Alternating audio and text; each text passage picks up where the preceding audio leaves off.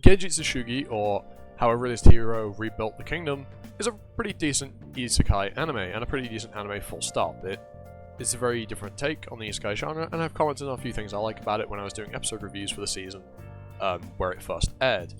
So if you want to hear my positive thoughts on it, you can go back and watch this video. However, this will be a video of me talking about what I consider to be one of the series' biggest flaws. Well, there's actually two things I'm going to talk about. There was originally going to be one, but something else just came to mind because of the last episode that I do want to briefly touch on. So we'll talk about the main topic of the video that I was thinking about talking about first, and that is the romance aspect.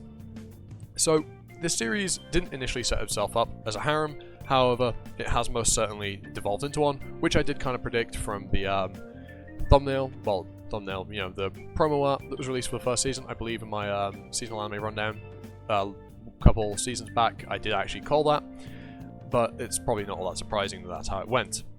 But anyway, the romance aspect. So first of all, it's a harem, which has its flaws. Obviously, it's not everyone's thing. Personally, I'm not up against it, but I know it's definitely enough to put some people off the series, as someone I know did actually stop watching it because of that aspect.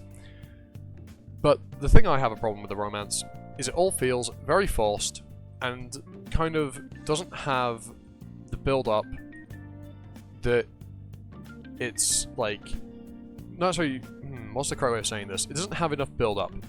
It doesn't have like enough development for any of it to be even remotely believable. Which is understandable because they can't focus on the romance when the whole point of the series is, you know, Soma fixing the kingdom and, you know, dragging it out of the ground.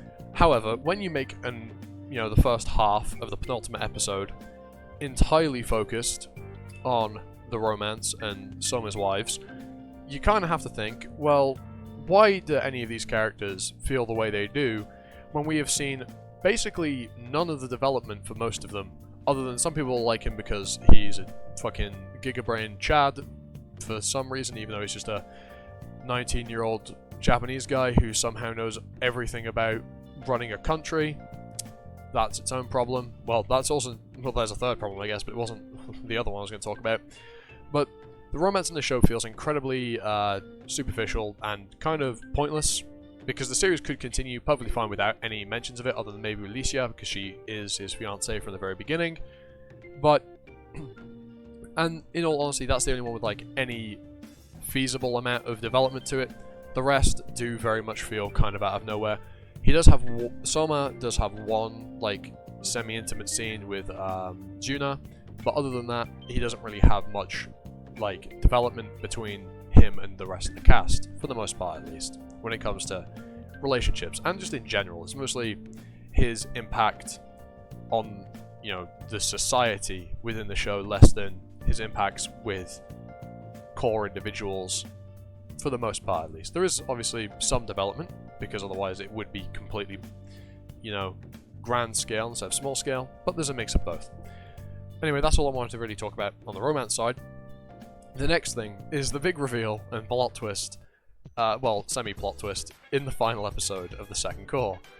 The kind of timey-wimey bullshit that feels kind of contrived and ass-pully, as its whole purpose serves as a reason to justify someone being given the throne at the drop of a hat, and why, you know, very important people in the kingdom that are also very smart, such as Carmine, were just on his side secretly in the background, you know, plotting everything so that things would work out from the beginning. It's kind of contrived and, you know, ass-pully, as I said, because there was no inclination that this is how it was, and it does feel like this was just a plot point written in to just like tie up that one awkward loose end quote-unquote plot hole, and there wasn't much thought put into it other than that. It was teased earlier on that the Queen had dark magic, however, and we know that dark magic is very unique, however there was nothing to say that she could send memories back in time, and so, you know, it's just one of those things where it feels a little bit dumb, because this show could have been perfectly fine without the timey-wimey bullshit, but they would have had to have thought of a believable reason to why someone was given the throne, or just never brought it up again. Brush it under the rug, and most people probably would forget and ignore it. But because, and to be honest, I had, and I didn't really care as to why he'd been given the throne for no reason. However, now I do, because they've made an issue out of it, and the solution they have for said issue I find contrived and bullshit. So yeah, while I do think the series is good on a whole, I do think that some of the things that happen toward the end of the second core have somewhat affected my opinion of the series. It's definitely good, it's definitely worth your time to watch because it's one of those isekai that hit different. Maybe I'll talk about all of them in general, probably Slime, Tsukimichi, and Genjitsu Shugi. But, you know, not every story is perfect, and other than some other flaws, these are the two, well, three I guess, main ones that I brought up that, you know, I think hinder this series to a much greater extent. But yeah, that's all I've really got to say on the topic of Genjitsu Shugi's big flaws. So, yeah. Well, if you like this video, leave a like, comment, sub, hit the notification bell. If you disagree with me, especially comment, because then you can tell me why I'm wrong and why I'm a complete fool. But anyway, with all that said, have an animosity, you being you, and I'll see you all next time for another video. Ta-ta, for now.